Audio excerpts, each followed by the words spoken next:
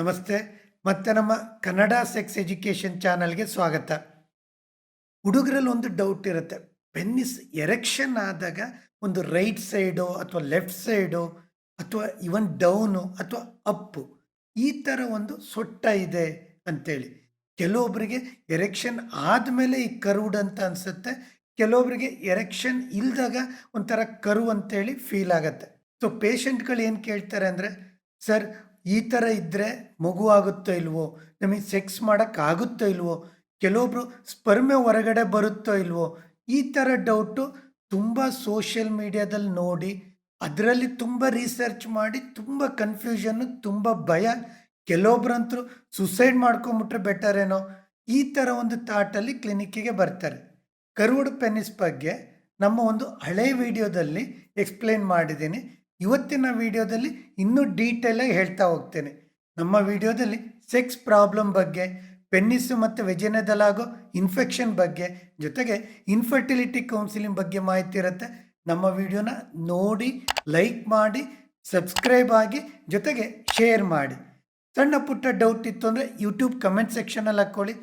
Personal ಆಗಿ consultation ಬೇಕು ಅಂತ ಅಂದರೆ ಮೇಲ್ಗಡೆ ಮೆನ್ಷನ್ ಮಾಡಿರೋ ನಂಬರ್ಗೆ ವಾಟ್ಸಪ್ ಮಾಡಿ.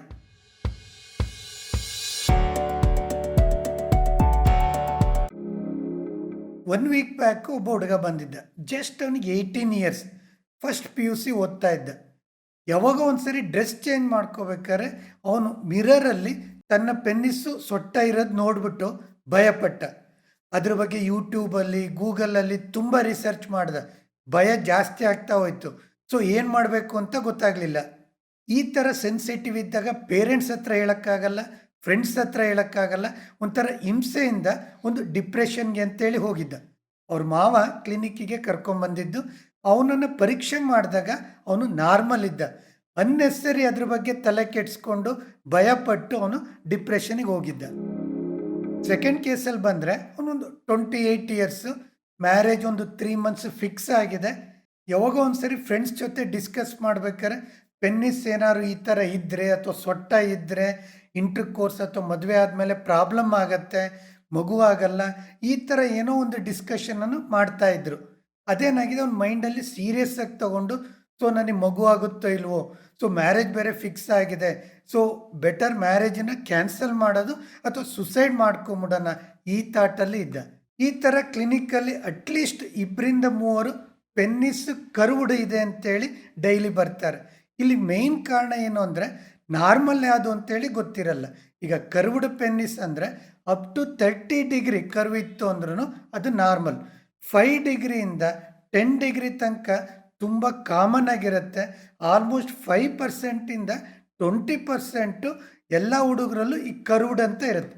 ಕೆಲವೊಬ್ಬರಿಗೆ ರೈಟ್ ಸೈಡ್ ಇದ್ದರೆ, ಕೆಲವೊಬ್ಬರಿಗೆ ಲೆಫ್ಟ್ ಇರುತ್ತೆ, ಕೆಲವೊಬ್ಬರಿಗೆ ಡೌನ್ ಇರುತ್ತೆ, ಕೆಲವೊಬ್ಬರಿಗೆ ಅಪ್ ಇರುತ್ತೆ. ಎರೆಕ್ಷನ್ ಇದ್ದಾಗೂ ಇರುತ್ತೆ, ಎರೆಕ್ಷನ್ ಇಲ್ದಾಗೂ ಇರುತ್ತೆ. ಇದು ನಾವು ನಾರ್ಮಲ್ ಅಂತೇಳಿ ಹೇಳ್ತೀವಿ. ಈಗ ಪೆನ್ನಿಸ್ ಅನಾಟಮಿಗೆ ಬಂದರೆ, ಸೊ 2 ಸಿಲಿಂಡರ್ ಇರುತ್ತೆ, ಕಾರ್ಪೊರ ಕವರ್ನೋಸಮ್. ಕೆಳಗಡೆ ಒಂದು ಕಾರ್ಪೊರ ಸ್ಪಾಂಜಿಯೋಸಮ್, ಒಂದು ಸಪೋರ್ಟು, ಮೇಲ್ಗಡೆ ಒಂದು ಆರ್ಟ್ರಿ ಇರುತ್ತೆ.